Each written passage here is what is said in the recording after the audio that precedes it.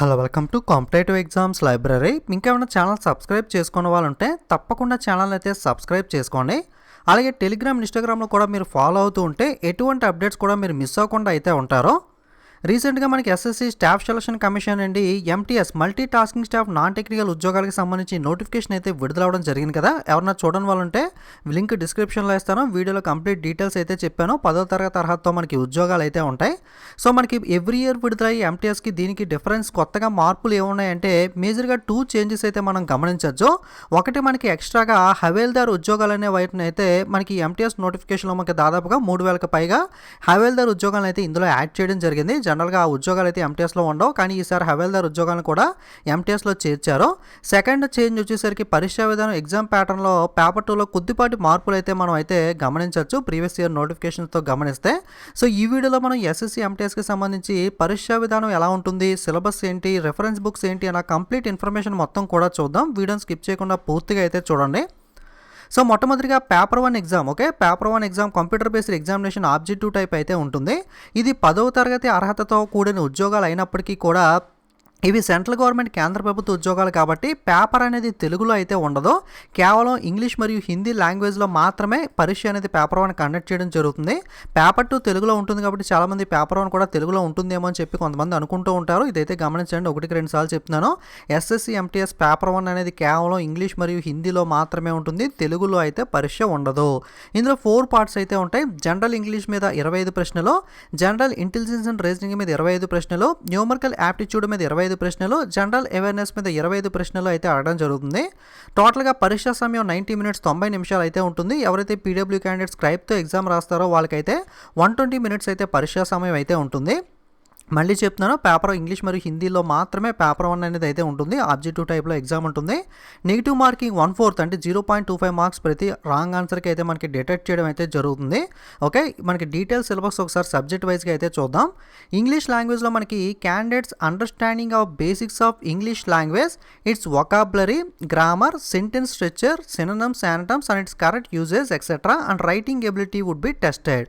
So English అనేది ఇది కేవలం 10వ తరగతి అర్హతే కాబట్టి 10th లెవెల్ మీద మనకి బేసిక్స్ ఆఫ్ ఇంగ్లీష్ లాంగ్వేజ్ ఏదైతే ఉంటుందో మీ యొక్క ఇంగ్లీష్ లాంగ్వేజ్ యొక్క బేసిక్స్ని అండర్స్టాండింగ్ చేసుకోవడం, vocabulary, grammar, sentence structure, synonyms, antonyms, correct uses ఇటువంటి వాటి మీద, అలాగే మీ యొక్క రైటింగ్ ఎబిలిటీని కూడా మనకి టెస్ట్ చేయడం జరుగుతుందని చెప్పి ఇంగ్లీష్ లాంగ్వేజ్కి సంబంధించి అయితే ఇవ్వడం జరిగింది.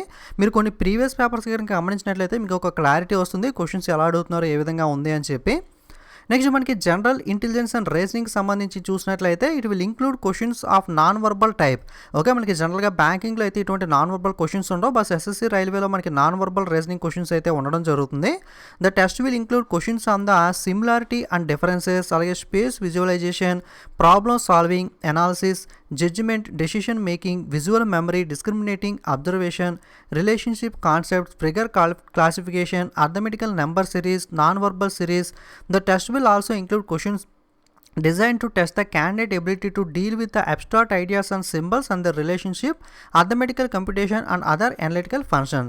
మీకు ఇక్కడ సిలబస్ చూసినప్పుడు కొంచెం గందరగోళంగా భయంకరంగా ఉన్నట్టు అనిపిస్తుంది, కానీ మీరు ఎస్ఎస్సి ఎంటీఎస్ ప్రీవియస్ పేపర్స్ కొన్ని సాల్వ్ చేసినట్లయితే రీజనింగ్ సెక్షన్ అనేది చాలా ఈజీ అండ్ స్కోరింగ్ సబ్జెక్ట్ కూడా. ఉన్న 4 సబ్జెక్ట్స్లో మీకు స్కోరింగ్ సబ్జెక్ట్ ఏది అంటే రీజనింగ్ అని చెప్పుకోవచ్చు. మీరు కొన్ని ప్రీవియస్ పేపర్స్ సాల్వ్ చేస్తే మీకు ఈజీగా ఒక ఐడియా అయితే వస్తుంది ఎలాంటి క్వశ్చన్స్ ఉన్నాయి, ఎలా ప్రిపేర్ అవ్వాలని చెప్పి. సో మీరు నెంబర్ ఆఫ్ ప్రీవియస్ పేపర్స్ ఒక్కటే సాల్వ్ చేసినా సరే మీకు కొంచెం ఉన్న బేసిక్స్ నాలెడ్జ్ ఉంటే కనుక, ఆల్రెడీ కోచింగ్ తీసుకున్నా లేదా కొంత మీకు రీజనింగ్ మీద అవగాహన ఉంటే నెంబర్ ఆఫ్ ప్రీవియస్ పేపర్స్ ఒక్కటే సాల్వ్ చేసినా సరే రీజనింగ్ అనేది అయితే సరిపోతుంది. సో మీరు ఈజీగా అయితే గెట్ ఇన్ అవ్వచ్చు. నెక్స్ట్ న్యూమరికల్ యాప్టిట్యూడ్లో చూసుకున్నట్లయితే it will include questions on problems related to number system, computation of whole numbers, decimal and fractions and relationship between numbers, fundamental arithmetical operation, percentages, ratio and proportion, averages, interest, profit and loss, discount, use of tables and graphs, mensuration అంటే శాస్త్రగణితము, అలాగే time and distance, ratio and time and work etcetera. So మీకు syllabus అనేది తెలుగులో చెప్పట్లేదు, ఎందుకంటే అలాగే తెలుగులో పరీక్ష లేదు, కేవలం ఇంగ్లీష్ హిందీలో మాత్రమే ఉంది కాబట్టి మీకు సిలబస్ కూడా కేవలం ఇంగ్లీష్లో మాత్రమే అయితే చెప్తున్నాను. ఓకే, సో నెక్స్ట్ జనరల్ అవేర్నెస్లో చూసుకున్నట్లయితే questions will be design to test the ability of candidate general awareness of environmental around him and it application to society. Questions will also designated to test the knowledge of current events and such of matters of everyday observation and experience in the scientific accept as may be expected of educated person. The test will also include the questions related to India and its neighboring countries, especially pertaining to sports, history, culture, geography, economic science, general polity, including Indian constitution, scientific research, etc. This question will be such that they do not require any special study of in any discipline. Okay, general awareness అంటే ఇందులో మనకి current affairs ఉంటాయి, అలాగే GK కూడా ఉంటుంది. Current affairs plus GK రెండు కూడా prepare అవ్వాలి. జనరల్గా మన యొక్క డైలీ టు లైఫ్లో మనకి ఎటువంటి కరెంట్ అఫైర్స్ మన చుట్టూ ఏం జరుగుతుంది ఇవన్నీ కూడా బేసిక్గా ఒక ఎడ్యుకేటెడ్ పర్సన్గా మనకైతే జనరల్గా తెలిసి ఉండాలి కదా. దాన్ని బేస్ చేసుకునే క్వశ్చన్స్ అనేవి అడుగుతామని అయితే ఇక్కడ చెప్పడం జరిగింది. మీరు జీకే ప్లస్ కరెంట్ అఫైర్స్ రెండు కూడా మనకి ఎస్ఎస్సికి అయితే ప్రిపేర్ అవ్వాల్సి ఉంటుంది. సో బ్యాంక్లో అయితే మనకి జీకే క్వశ్చన్స్ ఉండవు, కేవలం కరెంట్ అఫైర్స్ మాత్రమే అడుగుతారు. బట్ వేరే ఎస్ఎస్సి రైల్వేస్లో వచ్చేసరికి కరెంట్ అఫైర్స్ ప్రిపేర్ అవ్వాలి, అలాగే జనరల్ నాలెడ్జ్ కూడా. జనరల్ నాలెడ్జ్లో మొత్తం మనకి సైన్స్ కానీ జాగ్రఫీ ఇవన్నీ కూడా జనరల్ జీకేలోకి అయితే కవర్ అవ్వడం అయితే జరుగుతుంది. పాలిటీ ఇవన్నీ కూడా సపరేట్గా ఈషన్ ఎకనామిక్ సైన్స్ కానీ పాలిటీ కానీ జాగ్రఫీ ఇండియన్ కాన్స్టిట్యూషన్ ఇవన్నీ కూడా మనకి జీకేలోనే ఇంక్లూడ్ అయితే ఉంటాయి. వీటన్నిటిని కూడా మనం అయితే ప్రిపేర్ అవ్వాల్సి ఉంటుంది. సో నెక్స్ట్ పేపర్ 2, పేపర్ 1 అయితే సిలబస్కి సంబంధించి మనం డిస్కస్ చేసాం కదా. సో పేపర్ 2 అనేది డిస్క్రిప్టివ్ ఎగ్జామ్ అయితే ఉంటుంది పెన్ అండ్ పేపర్ మోడ్లో మీకు. So short SI and letter. So జనరల్గా మనకి ప్రీవియస్ ఇయర్ దాకా ప్రతి సంవత్సరం కూడా ఎంటీఎస్లో ఎలా ఉండేది అంటే ఎస్ఐ కానీ లెటర్ కానీ ఏదో ఒకటి చూస్ చేసుకుని మీకు ఎస్ఏ రాయాలనుకుంటే ఎస్ఏ రాయొచ్చు, లేదా లెటర్ రాయాలనుకుంటే లెటర్ రాయొచ్చు. అంటే ఎస్ఏ ఆర్ లెటర్ అని చెప్పి ఉండేది. కానీ ఈ సంవత్సరం కొత్తగా చేసిన మార్పు, మనం 2 మార్పులు చేశారు. ఒకటి హవాల్దార్ ఉద్యోగాలను యాడ్ చేశారు, అలాగే ఎగ్జామ్ పరీక్షా విధానంలో కొద్దిపాటి మార్పులు అయితే ఉన్నాయని చెప్పుకున్నాం కదా. ఆ మార్పు ఏంటి అంటే ఇక్కడ అండన్ అయితే రావడం జరిగింది. అంటే మీరు ఖచ్చితంగా ఎస్ఏ రాయాలి, లెటర్ అంటే రెండు కూడా రాయాలి. మనకి చాయిస్ అయితే లేదు. ఓకే, జనరల్గా అయితే మనకి ఎస్ఏ కానీ లెటర్ కానీ ఏదో ఒక రాసే చాయిస్ అయితే మనకి గతంలో ఉండేది లాస్ట్ ఇయర్ దాకా కూడా. ఈ సంవత్సరం ఖచ్చితంగా ఎస్ఏ లెటర్ రెండు కూడా రాయాలి. ఇది మీరు ఇంగ్లీష్లో రాసుకోవచ్చు, లేదా మనకి తెలుగులో కూడా రాసుకోవచ్చు. ఇక్కడ క్లియర్గా 8th షెడ్యూల్ ఆఫ్ కాన్స్టిట్యూషన్లో ఉన్న లాంగ్వేజ్లో రాసుకోవచ్చు అన్నారు కదా. 8th షెడ్యూల్లో తెలుగు ఉంటుంది కాబట్టి మీరు ఎస్ఏ లెటర్ రెండు కూడా ప్రిపేర్ అయ్యి తెలుగులో మీరు కావాలనుకుంటే రాసుకోవచ్చు, లేదా ఇంగ్లీష్లో రాసుకోవచ్చు, లేదా 8th షెడ్యూల్లో ఉన్న ఇతర భాషల్లో కూడా మీరు రాయాలనుకుంటే పేపర్ 2 అయితే రాయొచ్చు. కానీ పేపర్ 1 మాత్రం ఖచ్చితంగా ఇంగ్లీష్లోనో హిందీలో మాత్రమే అయితే ఉంటుంది. ఓకే, మనకి ఎస్ఐకి మనకి 25 మార్కులు, లెటర్కి 25 మార్కులు, టోటల్గా 50 మార్కులకి ఈ పేపర్ 2 డిస్క్రిప్టివ్ ఉంటుంది. ఇది మెరిట్ కాదు, కేవలం క్వాలిఫై అయితే సరిపోతుంది. కానీ మనకి ఓవరాల్ ఫైనల్ మెరిట్లో ఇద్దరు క్యాండిడేట్స్కి ఈక్వల్ మార్క్స్ వచ్చినప్పుడు డిస్క్రిప్టివ్లో మార్క్స్ కూడా కన్సిడర్ చేయడం అయితే జరుగుతుంది కాబట్టి సో దాన్ని కూడా మీరైతే దృష్టిలో పెట్టుకోవాల్సి ఉంటుంది. సమయం వచ్చేసరికి ఈ పరీక్ష రాయడానికి 45 నిమిషాలు అయితే ఉంటుంది. మనకి ఎక్కువగా మనకి ఆన్లైన్లో ప్రాక్టీస్ చేయడం అలవాటు అయిపోయింది కాబట్టి చాలామందికి రైటింగ్ అనేది చాలా వరకు ఎక్కువ మనకి కొంచెం అలవాటు తప్పిన వాళ్ళకి ఎవరైతే ఉంటారో వాళ్ళైతే కొంచెం ఇబ్బంది పడాల్సి ఉంటుంది. కొంచెం ప్రాక్టీస్ అనేది చేయాలి, ఎందుకంటే పేపర్ మీద రాయాలి కాబట్టి టైం అనేది 45 మినిట్స్ మాత్రమే ఉంది కాబట్టి ఎస్ఐ రాయాలి, అలాగే లెటర్ రెండు రాయాలి కాబట్టి కొంచెం ఫాస్ట్గా అయితే మీరు రాయాల్సి ఉంటుంది. కాబట్టి కాస్త మీరు ప్రాక్టీస్ అయితే చేయాల్సి ఉంటుంది. ఎవరైతే కొంచెం రాయడం అంటే రెగ్యులర్గా రీసెంట్గా కాలేజ్ ఫినిష్ అయిన వాళ్ళు అటువంటి వాళ్ళు అయితే రాయడం అలవాటు ఉంది కాబట్టి వాళ్ళకి ఇబ్బంది లేదు. కానీ కొంచెం గ్యాప్ వచ్చిన వాళ్ళు ఎవరైతే ఉంటారో వాళ్ళైతే కొంచెం ప్రాక్టీస్ అయితే చేయాల్సి ఉంటుంది, ఎందుకంటే టైం ఫాస్ట్గా అయిపోతుంది కాబట్టి మీరు ఎస్ఏ లెటర్ రెండు కూడా 45 మినిట్స్లో అయితే కంప్లీట్ అయితే చేయాలి. Okay, so right A short SI and letter in English or any other language include in the 8th schedule of constitution. Already చెప్పుకున్నాం కదా. పేపర్ 2 డిస్క్రిప్టివ్ అనేది పేపర్ 1 క్వాలిఫై ఎవరైతే పాస్ అవుతారో వాళ్ళకి మాత్రమే, కట్ ఆఫ్ రీచ్ అయిన వాళ్ళకి మాత్రమే ఈ పేపర్ 2 డిస్క్రిప్టివ్ అయితే ఉంటుంది. Okay, next physical efficiency test and physical standard test. ఇది అందరికీ కాదు, ఎంటీఎస్ ఉద్యోగాలకు సంబంధించి మాత్రం ఎస్ఎస్సీ ఎంటీఎస్కి పేపర్ 1 అలాగే పేపర్ 2 డిస్క్రిప్టివ్ మాత్రమే ఉంటుంది. ఏదైతే కొత్తగా యాడ్ చేసిన ఉద్యోగాలు హవాల్దార్, సిబిఐసి, సిబిఎన్లో హవాల్దార్ ఉద్యోగాలు ఉన్నాయో వీటికి మాత్రం physical efficiency test and physical standard test కూడా మనం అయితే అటెండ్ అవ్వాల్సి ఉంటుంది. ఫిజికల్ ఎఫిషియన్సీ టెస్ట్ మనకి వాకింగ్ అండ్ సైక్లింగ్ అయితే కండక్ట్ చేస్తారో. వాకింగ్ మనకి మేల్ క్యాండిడేట్స్కి వచ్చేసరికి 15 నిమిషాల్లో 1600 మీటర్లు వాకింగ్ చేయాలి. ఫీమేల్ క్యాండిడేట్స్ వచ్చేసరికి 20 నిమిషాల్లో 1 కిలోమీటర్ అనేది వాకింగ్ చేయాలి. అలాగే సైక్లింగ్ వచ్చేసరికి మేల్ క్యాండిడేట్స్ మనకి 30 మినిట్స్లో 8 కిలోమీటర్స్, ఫీమేల్ క్యాండిడేట్స్ వచ్చేసరికి 25 నిమిషాల్లో 3 కిలోమీటర్లు అనేది సైక్లింగ్ అయితే చేయాల్సి ఉంటుంది. ఏదైతే మనకి హవాల్దార్లో డీజీపీఎం, సిబిఐసి ఉద్యోగాలు ఉంటాయో వీటికైతే సైక్లింగ్ అయితే ఉండదో, కేవలం వాకింగ్ మాత్రమే ఉంటుంది. మీరు అప్లై చేసేటప్పుడు ఉద్యోగాలు ప్రిఫరెన్స్ పెట్టుకుంటే దానికి మనకి అనుగుణంగా మీకు టెస్ట్లు అనేవి అయితే కండక్ట్ చేస్తారో. మీకు ఈ జాబ్స్ ఇంట్రెస్ట్ లేకపోతే, మీకు ఫిజికల్ టెస్ట్లో అటెండ్ అవ్వాలని లేకపోతే కేవలం నార్మల్ జాబ్స్ ఎస్ఎస్సీ ఎంటీఎస్ కూడా మనకి పేపర్ 1 పేపర్ 2 రాసి అయితే సరిపోతుంది. సో మీకు ఇంట్రెస్ట్ ఉంటే ఇవి కూడా మనకి రాయాలి అనుకుంటే మాత్రమే ఈ టెస్ట్లు అనేవి అయితే మీరు అటెండ్ అవ్వాల్సి ఉంటుంది. నెక్స్ట్ ఫిజికల్ స్టాండర్డ్ టెస్ట్ మనకి చూసుకున్నట్లయితే సో మినిమం స్టాండర్డ్స్ మేల్ క్యాండిడేట్స్కి హైట్ వచ్చేసరికి 157.5 సెంటీమీటర్లో, మనకి ఎవరైతే ఎస్టీ వాళ్ళు ఉంటారో వాళ్ళకి 5 సెంటీమీటర్ రిలాక్సేషన్ ఉంటుంది. చెస్ట్ వచ్చేసరికి 76 సెంటీమీటర్స్ ఉంటుంది. మినిమం ఎక్స్పాన్షన్ 5 సెంటీమీటర్ ఉండాలి. ఫీమేల్ క్యాండిడేట్స్ వచ్చేసరికి 152 సెంటీమీటర్ల హైట్ ఉండాలి. ఎస్టీ వాళ్ళకి 2.5 సెంటీమీటర్స్ రిలాక్సేషన్ ఉంటుంది. వెయిట్ వచ్చేసరికి ఫీమేల్ క్యాండిడేట్స్ 48 కేజీ అయితే ఉండాలి. ఎస్టీ వాళ్ళకి అయితే 2 కేజీ రిలాక్సేషన్ అయితే ఉంటుంది. ఓకే, ఇది మనకి ఫిజికల్ స్టాండర్డ్కి సంబంధించిన డీటెయిల్స్ అనేవి. సో పరీక్షా విధానం ఎలా ఉంటుంది, సిలబస్ అనేది మీకు అయితే ఒక క్లారిటీ అయితే వచ్చింది అనుకుంటున్నాను. కేవలం మనకి పేపర్ 2లో ఎస్ఏ లెటర్ 2 మాత్రం రాయాల్సి ఉంటుంది. ఎవ్రీ టైం ఒకటి రాస్తే సరిపోయేది, అదొకటే చేంజ్ అనేది. అలాగే ఎక్స్ట్రాగా హవేల్దార్ ఉద్యోగాలు అయితే యాడ్ చేశారో ఆ ఉద్యోగాలకి ఎక్స్ట్రాగా physical efficiency test, physical measurements అనేవి కూడా తీసుకోవడం అయితే జరుగుతుంది. ఓకే, ఇక రెఫరెన్స్ బుక్స్ మనకి ఎటువంటి బుక్స్ ప్రిపేర్ అవ్వాలని చూసినట్లయితే మీకు కిరణ్ ప్రకాశన్ బుక్స్ అయితే ఉంటాయి. మీరు ఆఫ్లైన్లో ప్రిపేర్ అవ్వాలి అనుకుంటే కనుక కిరణ్ ప్రకాశన్కి సంబంధించి ప్రీవియస్ పేపర్స్ బుక్స్ దొరుకుతాయి. అంటే ఒక దగ్గర ఒక 10 సంవత్సరాలు మనకి ఒక 10 ఇయర్స్ దాకా ఏదైతే మనకి ఎస్ఎస్సీ ఎగ్జామ్స్లో మనకి ఎంటీఎస్లో మనకి ప్రీవియస్ పేపర్స్ ఉన్నాయో వాటి ఎక్స్ప్లెనేషన్తో బుక్స్ అనేవి దొరుకుతాయి. లేదా మనకి వర్క్ బుక్ అనేది ఉంటుంది కిరణ్ ప్రకాష్లోనే. సో ప్రీవియస్ పేపర్ సెట్ కానీ లేదా వర్క్ బుక్ కానీ కిరణ్ ప్రకాశన్ ఎడిషన్ అయితే బాగుంటుంది.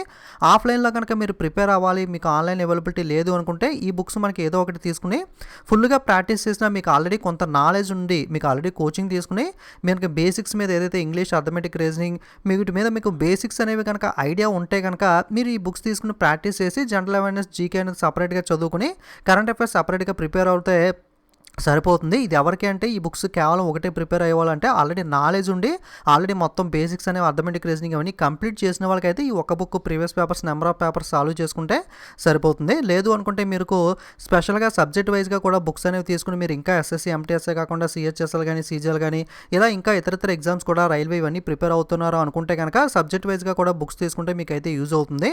సో మనకి ఇంగ్లీష్ వచ్చేసరికి ఎస్పీ బషీ బుక్ అయితే ఉంటుంది. ఇది తీసుకుంటే మీకు కంప్లీట్గా ఇంగ్లీష్లో ఈడియమ్స్ కానీ అంటే ఎస్ఎస్సీ, ఎంటీఎస్కే కాకుండా సిహెచ్ఎస్ఎల్, సీజీఎల్ వీటన్నిటికీ కూడా యూజ్ అయ్యే విధంగా అయితే ఉంటుంది ఇంగ్లీష్ అనేది ఎస్పీ బషీ బుక్ అనేది.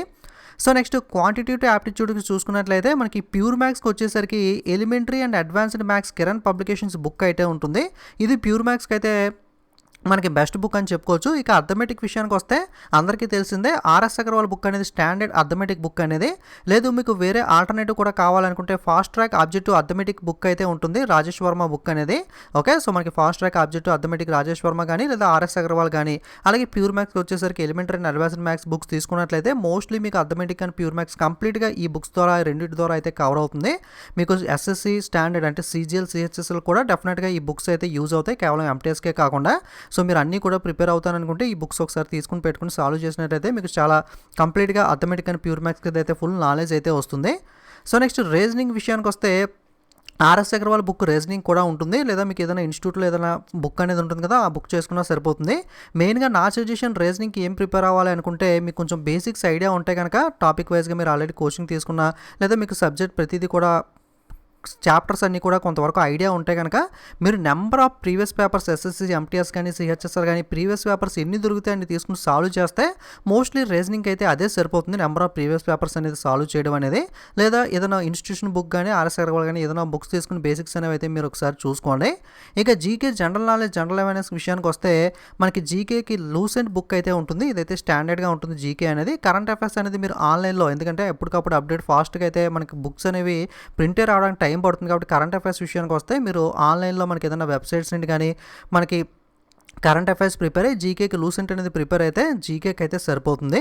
ఓకే, సో ఈ విధంగా మీరు ఇండివిజువల్ సబ్జెక్ట్ వైజ్గా బుక్స్ తీసుకుంటే కనుక మీకు కంప్లీట్ నాలెడ్జ్ వస్తుంది. లేదా మీకు చాలా వరకు ఐడియా ఉంది అనుకుంటే జీకే బుక్స్ అనేవి తీసుకుని కరెంట్ అఫైర్స్ ఆన్లైన్లో ప్రిపేర్ అవుతూ ప్రీవియస్ పేపర్స్ అనేవి, నెంబర్ ఆఫ్ పేపర్స్ అనేవి మీరు ఆన్లైన్లో కూడా సాల్వ్ చేయాలనుకుంటే ఆన్లైన్లో కూడా మీరు గూగుల్లో సెర్చ్ చేసినట్టయితే ప్రీవియస్ పేపర్స్ దొరుకుతాయి కాబట్టి నెంబర్ ఆఫ్ ప్రీవియస్ పేపర్స్ అనేవి వస్తే సాల్వ్ చేయడానికి ట్రై చేయండి. సో మీకు ఒక ఈజీగా అయితే గెట్ ఇన్ అయితే అవ్వచ్చు. ఎందుకంటే ఎంటీఎస్ 10th స్టాండర్డ్ కాబట్టి అలాగని చెప్పి లైట్ తీసుకోవడానికి లేదు, కాంపిటీషన్ అనేది హెవీగానే ఉంటుంది. ఎందుకంటే 10th అంటే చాలామంది కూడా వస్తారు కాబట్టి. సో అలాగని ఈజీ అని కాదు, టఫ్ అని కాదు, మీరు 100% అయితే ప్రిపేర్ అయితే ఈజీగా జాబ్ తెచ్చుకునే అవకాశం అయితే ఉంటుంది. ఎక్స్ట్రాగా సార్ హవేల్దార్ ఉద్యోగాలు కూడా యాడ్ చేశారు కాబట్టి. ఓకే, సో ఇది మనకి ఎస్ఎస్సీ, ఎంటీఎస్కి సంబంధించిన కంప్లీట్ డీటెయిల్స్ అనేవి. సో వీడియో నచ్చితే లైక్, కామెంట్, షేర్ చేయడం మర్చిపోకండి. ఇలాంటి మరిన్ని వీడియోస్ మీరు మిస్ అవ్వకూడదు అనుకుంటే తప్పకుండా ఛానల్ని సబ్స్క్రైబ్ చేసుకుని పక్కన ఉన్న బెల్ ఐకాన్ మీద క్లిక్ చేసి ఆల్ అనే బటన్ మీద ట్యాప్ చేసినట్లయితే కొత్తగా వీడియో అప్లోడ్ చేసినప్పుడు మీకు నోటిఫికేషన్ అయితే వస్తుంది. అలాగే సోషల్ మీడియా లింక్స్ కూడా కింద డిస్క్రిప్షన్లో ఇచ్చాను. ఓకే, ఒకవేళ మీకు ఆ లింక్ వర్క్ అవ్వకపోతే కనుక డైరెక్ట్గా టెలిగ్రామ్, ఇన్స్టాగ్రామ్ యాప్స్లోకి వెళ్ళి స్పెల్లింగ్ మిస్టేక్ లేకుండా కాంపిటేటివ్ ఎగ్జామ్స్ లైబ్రరీ సెట్ చేసి మన ఛానల్ లోగో చూసి కన్ఫర్మ్ చేసుకుని మీరైతే జాయిన్ అవ్వచ్చు. Okay, thanks for watching.